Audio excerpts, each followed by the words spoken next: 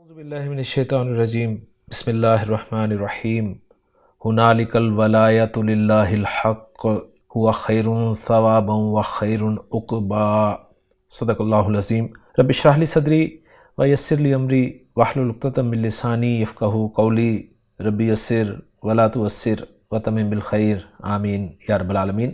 آج کے لیکچر میں ہم انشاءاللہ تعالیٰ سورۃ الکہف کی ایک مختصر آیت نمبر 44 جو کہ رکوع نمبر 5 کی آخری آیت ہے، گرامیٹیکلی انالائز کرنے کی کوشش کر رہے ہیں۔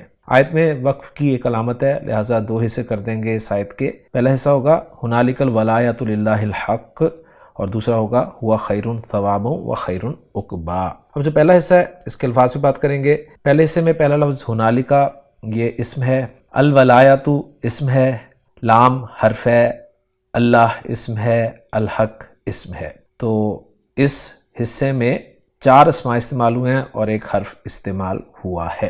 اب الفاظ پہ مزید بات کر کے پھر ان کو جوڑ کر جملہ بنانے کی کوشش کرتے ہیں۔ پہلا اسم ہنالکا یہ اسم و اشارہ ہے، ظرف مکان ہے، یعنی ہے اسم و اشارہ لیکن ظرف کے معنی دیتا ہے، لہٰذا یہ متعلق بمحذوف خبر مقدم ہو جائے گا۔ الولایۃ واو لام یا اس اسم کے حروف مادہ ہیں، اور الیاقوت والمرجان میں لکھا ہے کہ قرآن مجید میں یہ لفظ 2 معنی میں استعمال ہوا ہے۔ ایک معنی حکومت جیسا کہ اس آیت میں یہ معنی آئے ہیں، اور دوسرے مدد اور دوستی جو کہ سورۃ الانفال کی آیت نمبر 72 میں ہے، یعنی ولایتہم ان کی دوستی۔ الولایۃ یہ مبتدا مؤخر ہو جائے گا، اس لیے آپ کو مرفوع نظر آ رہا ہے۔ للہ جار مجرور یہ محذوف کے ساتھ مل کر حال ہو جائے گا الولایۃ کا، اس لیے کہ قاعدہ ہے کہ معرفہ کے بعد اگر جار مجرور آ جائے تو عام طور پر وہ اس کے لیے حال بنتا ہے۔ اور پھر اس میں جلالہ کے بعد الحق آ رہا ہے جو کہ چاروں اعتبارات سے اس میں جلالہ کے مطابق ہے، لہٰذا اس میں جلالہ کو ہم موصوف بنا دیں گے اور الحق کو اس کی صفت بنا دیں گے۔ گویا موصوف اپنی صفت سے مل کر مجرور ہو جائے گا لام جارہ کے لیے، اور لام جارہ اپنے مجرور سے مل کر حال ہو جائے گا الولایۃ کا، اور الولایۃ للہ الحق کی جو ہے یہ مبتدا مؤخر ہو جائے گا ہنالکا خبر مقدم کے لیے، اور پھر مبتدا مؤخر اپنی خبر مقدم سے مل کر جملہ اسمیہ بن جائے گا اور یہ جملہ مستانفہ قرار دیا جائے گا۔ خان صاحب نے ولایا لفظ کو واو لام یا حروف مادہ کے تحت ذکر کیا ہے باب ہا سے، اور اس کے 2 انہوں نے مصادر لکھے ہیں، ایک ولایتن اور ولایتن اور دوسرا ولین۔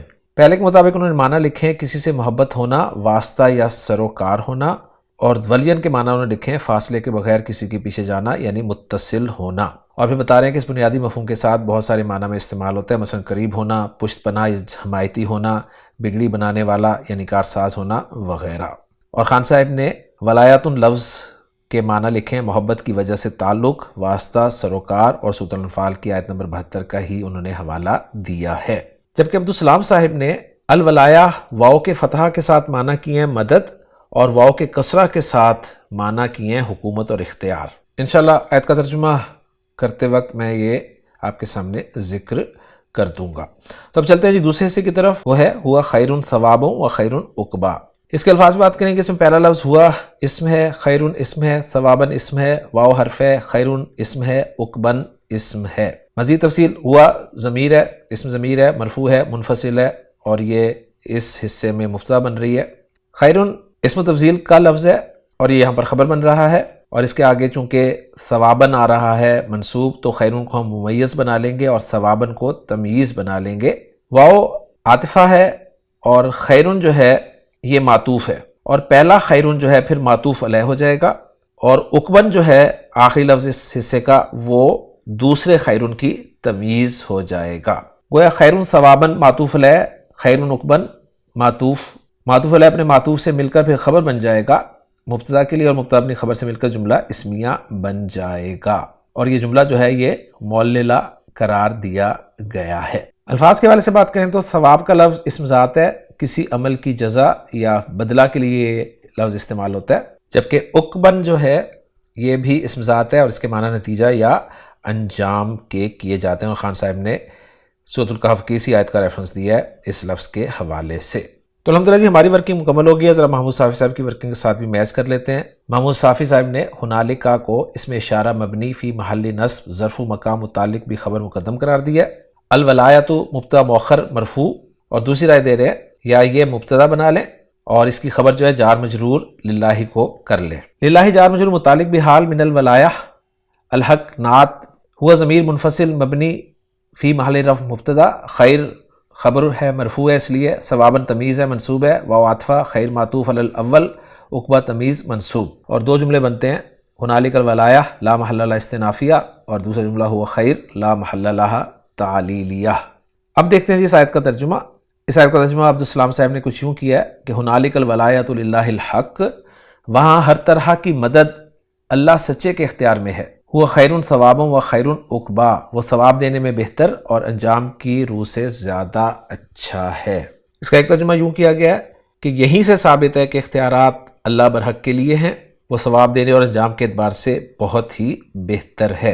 اور ایک ترجمہ پہلے حصے کا یوں کیا گیا ہے کہ اب اسے معلوم ہوا کہ مکمل اختیار تو اللہ برحق کو ہے۔ تو پہلے حصے کے جو مختلف تراجم ہیں وہ میں نے آپ کے سامنے رکھ دی ہیں، اور یوں آج سورۃ الکہف کی آیت نمبر 44 کے ساتھ ہمارا اس سورہ مبارکہ کا 5واں رکوع بھی مکمل ہو گیا۔ انشاءاللہ تعالی اگلے لیکچر میں اگلے رکوع کی پہلی آیت کے ساتھ آپ سے ملاقات ہوگی۔ سبحانک اللہم و بحمدک، اشہد ان لا الہ الا انت، استغفرک و اتوب الیک۔